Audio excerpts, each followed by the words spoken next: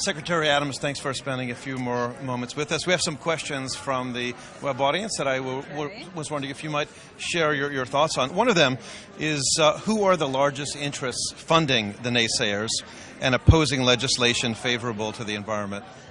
Well, what we've heard recently is that some of the out-of-state oil companies, basically the polluters, are putting money into this campaign to undo AB 32. So it's very unfortunate. I don't believe the voters are going to go for this, letting the polluters off the hook. Now, the Republican Party nationally has a different point of view or different positions on climate change than Governor Schwarzenegger in general. How does he sort that out as a Republican and as a prominent figure in the Republican Party and yet a leader in this state on climate change issues? You know, the governor met with scientists years ago and is very much a believer that climate change is real. Now, when you look at the vote in Congress, Waxman-Markey, there were Republicans who voted for the bill. I think it's hugely advantageous to have a very prominent, famous Republican governor in support of doing something on this issue. And he will personally be lobbying members of Congress and working with the White House. There were some comments during the panel discussion that public opinion in some dimensions is drifting away from some of its support or understanding of or positions on climate change. What do you think that is, and where do you think that's coming from? Well, you know, I think because of the downturn in the economy, that's what's on people's minds. But I think if we convey that this is about green jobs, because we know in California, because of our policies, green-collar jobs, jobs in working on clean technologies, that sector's growing about 3 times faster than any other jobs in California. So we see our policies as a way out of the recession.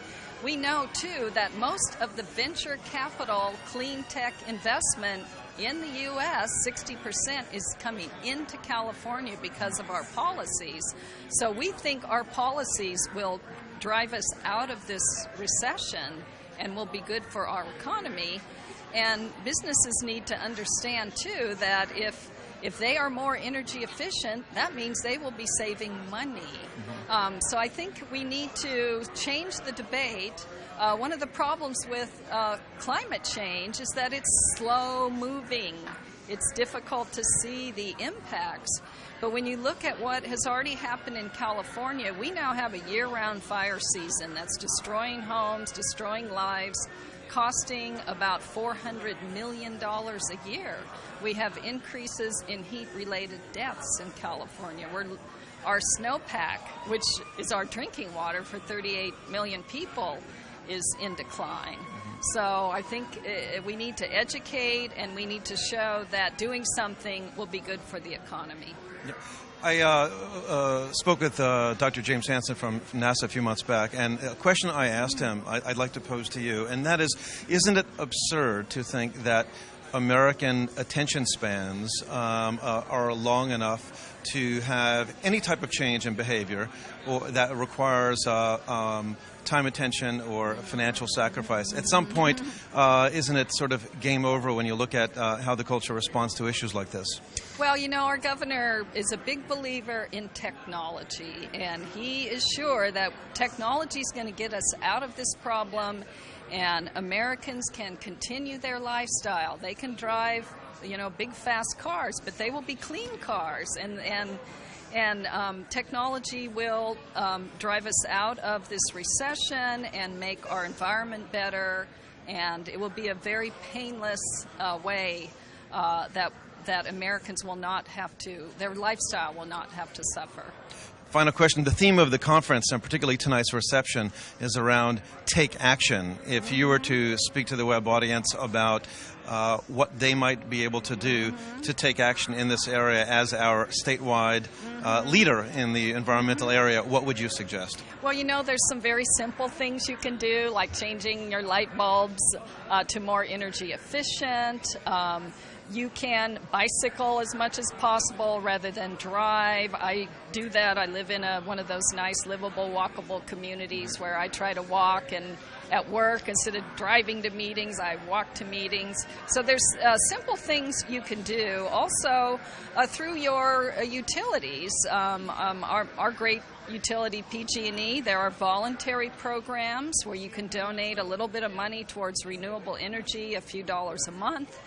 And there are also great rebate programs. So you can, buy a new energy-efficient refrigerator that will save you $400 a year, and your utility may have a program where they will come and pick up your old one. They'll write you a check. So to take advantage of those kinds of programs, my electric utility in Sacramento has a program, Free Shade Trees. And we know that just shading your windows can save you 30% energy. So there's an easy thing. You get a nice shade tree, and it's free. And you save energy and save money. Secretary Adams, thanks so much for joining us. We'll take another few-minute break and then come back with one of the breakout sessions for this afternoon. Thank you. Thank you, Secretary. Thank you very much. Enjoyed meeting you.